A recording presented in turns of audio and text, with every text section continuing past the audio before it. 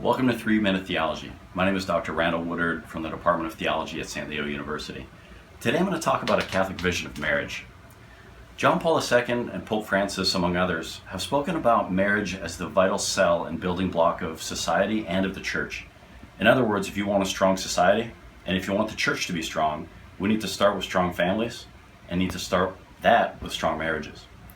In the Catholic tradition, marriage is both a calling and a sacrament, meaning that it's a vocation. It's something that God calls men and women to do in order to serve the church and society as a whole. Additionally, thinking about it as a sacrament means that marriage mirrors God's love here on earth for us so that we get to experience God's presence, mercy, forgiveness, and grace in and through our spouses. God's love is made real and present now in and through these strong marriages as they minister mercifully to families. How does God love? We know this through the scriptures that God has loved humanity in and through covenants.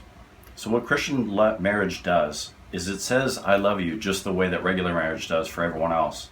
Additionally, though, it says something more. It says, not only do I love you as Christ loves the church. And what does that mean?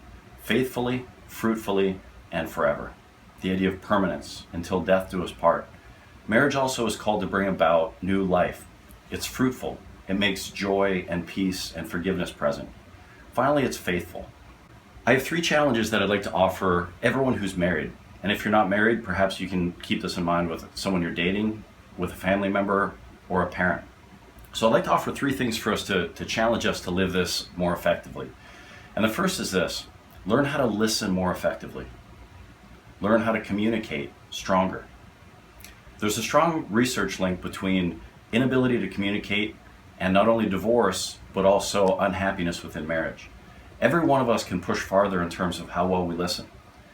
Are you the kind of person who waits for the other person to stop talking just so you can share your story or come back with something better? Something more effective to do is learn simple active listening skills. Ask additional questions so that you get a little bit more into what the person is saying. Not trying to solve problems, not just waiting for your turn, but really learning to listen to the other person and then communicate truly who you are. So learning how to listen more effectively. Secondly, one of the things that really helps with strong marriages is this. Everyone gets married because they love the other person. But in addition to just being devoted to the other person, learn how to be devoted entirely to marriage itself as an institution.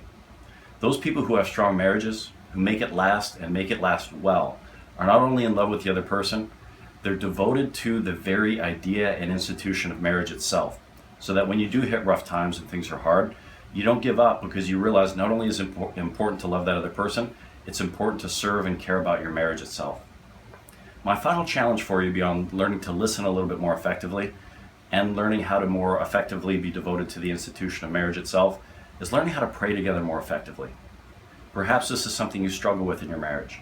It might start with something very simple like praying together silently as you hold hands or before you go to bed.